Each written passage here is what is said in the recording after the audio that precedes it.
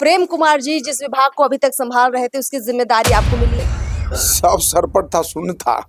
ठीक है, हम लोग एक विचारधारा के लिए काम कर रहे थे, तो यह तो एक समझिए कि कलंक था जिस ढहा गया। ठीक है, अब मतलब संघर्ष करने वालों को बीजेपी ने बढ़िया मौका दिया है। जहानाबाद से हमें लगता है अभी पहली बार मौका मिला है जहानाबाद इलाके को मंत्रिमंडल में ये बड़ी भूमिका मिली है। हम जब मंत्री नहीं थे उसके बाद भी जहानाबाद के साथ साथ जो विभाग मुझे मिला है उस विभाग को पहले हम अध्ययन करेंगे। देखिए अभी अभी यहाँ तमाम लोग पहुंचे हुए हैं। प्रमोद चंद्रवंशी जी, आप एमएलसी रहते हुए मंत्री बनाए गए हैं, बड़ा विभाग भी आपको मिला है। प्रेम कुमार जी जिस विभाग को अभी तक संभाल रहे थे उसकी जिम्मेदारी आपको मिली है। जहानाबाद से हमें लगता है अभी पहली बार मौका मिला है जहानाबाद इलाके को मंत्रिमंडल में ये बड़ी भूमिका मिली है। पहले ये बताइए कितना उत्साह है, तमाम लोगों की बड़ी आशाएं उम्मीदें होंगी आपसे। देखिए, उत्साह तो स्वाभाविक है कि जब किसी को नया दायित्व मिलता है तो उत्साह तो स्वाभाविक है रहता है। आप देख रहे हैं कि जितने लोग आ रहे हैं ये सब हमसे कहीं ना कहीं पहले से जुड़े हुए हैं और मेरे साथ साथ अन्य लोगों का भी काफी उत्साह है और आगे हम लोग काम करेंगे। और सबसे पहले आपके चैनल के माध्यम से मैं अपने केंद्रीय नेतृत्व और प्रदेश नेतृत्व को मैं कोटि कोटि धन्यवाद देता हूं कि मेरे जैसे एक सामान्य व्यक्ति को मंत्री परिषद में सम्मिलित किया गया और मुझे एक बहुत बड़ी जिम्मेदारी दी गई है। मैं इसको बढ़िया से निर्वहन करूंगा और काम करूंगा। आपको अनुमान था कि आप मतलब मंत्री बनाए जाएंगे? अनुमान तो जिस समय हम लोग विद्यार्थी परिषद में जुड़े थे उस समय तो कुछ अनुमान ही नहीं था, सब सर पर था, शून्य था। ठीक है, हम लोग एक विचारधारा के लिए काम कर रहे थे। जब हम लोग जुड़े थे उसमें भारतीय जनता पार्टी के पूरे देश भर में 2 सांसद हुआ करते थे। तब सोच लीजिए कि उस समय हम लोग क्या अपेक्षा रखे होंगे।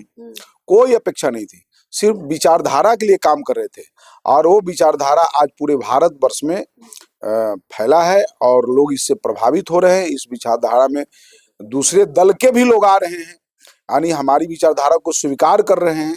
ये हमारी सबसे बड़ी जीत है और हमारा अचीवमेंट कहते हैं कि जो है ये हमारा है कि आज हमारा विचारधारा पूरे कल तक भारत में कोई जय श्री राम नारा लगाने में लोग हिचकिचाते थे, डरते थे।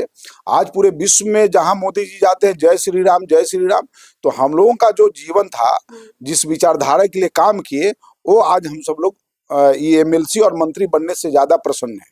आपकी मतलब एक बड़ी भूमिका उस तौर पर भी जानी जाती है जब आप विद्यार्थी परिषद छात्र जीवन से जुड़े और विद्यार्थी परिषद में आए और आज आप बीजेपी के एक बड़े चेहरे हैं, मंत्री हैं। ये जो आपका लंबा सफर रहा उसमें एक महत्वपूर्ण समय वो भी आया जब राम मंदिर का जो है विवाद बहुत ज्यादा हुआ, उसमें आपने बड़ी भूमिका निभाई, उसका थोड़ा जिक्र करेंगे? उसमें दोनों आंदोलन में थे जी। संजोग से दोनों आंदोलन में थे। जब ढांचा गिरा उस समय भी हम वहां थे, आज जिस समय मुलायम सिंह गोली चलाए तो उस समय भी उस आंदोलन में थे, लेकिन वहां तक हम लोग नहीं पहुंच पाए थे। तो यह तो एक समझिए कि कलंक था जिस ढहा गया। ठीक है, अब इसलिए ये हमारी विचारधारा में था, राम जन्मभूमि मंदिर बनाना था और कोई गलत काम नहीं था। पूरे देश की आकांक्षा थी, पूरे देश के लोगों का चाहत था कि वहाँ प्रभु राम का मंदिर बने।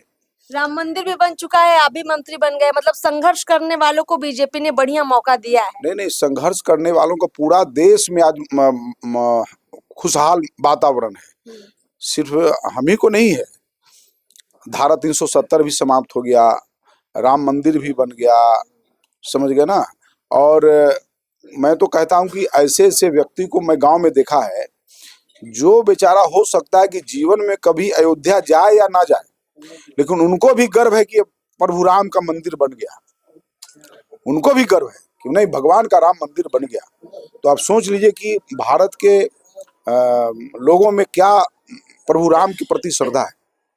चलिए, अभी प्रमोद चंद्रवंशी जी से हमने बातचीत की। 2 बड़ी बातें हैं, एक तो ये जहानाबाद से आते हैं तो उस इलाके के लिए खास तौर पर शायद आप कुछ कर पाएंगे, थोड़ा सा इस पर जरूर बताइए। जहानाबाद के लिए अब आगे क्या प्लानिंग है? हम जब मंत्री नहीं थे उसके बाद भी जहानाबाद के साथ साथ जो भी मौलिक समस्या खास करके गरीब लोगों का था हमने उठाया है। ये जो आपका अभी तो सरकार ने कई विभाग में कई लोगों का उनके मानदेय में वृद्धि किया है, लेकिन ये जो वृद्धा पेंशन था इस विषय को हम सदन में उठाए थे और हमने तो कहा था कि भाई 1,000 रुपया किया जाए, लेकिन सरकार ने बढ़ चढ़ के उसको 1,100 रुपया किया। कई ऐसे विषय थे जन समस्या से संबंधित, वो मैंने जहानाबाद के लिए उठाते रहा है। और जहानाबाद में मैंने एक जहानाबाद कोर्ट जो है एक जगह है जहां फ्लाईओवर, रेलवे का फ्लाईओवर बनाने के लिए मैंने सदन के माध्यम से आवाज उठाकर उसको स्वीकृति करवाया। कई ऐसे जहानाबाद या अन्य जगह मैं जन समस्या को उठाते रहा हूं और आगे अब पहले तो जन समस्या को उठाते थे, अब काम करने का अवसर है।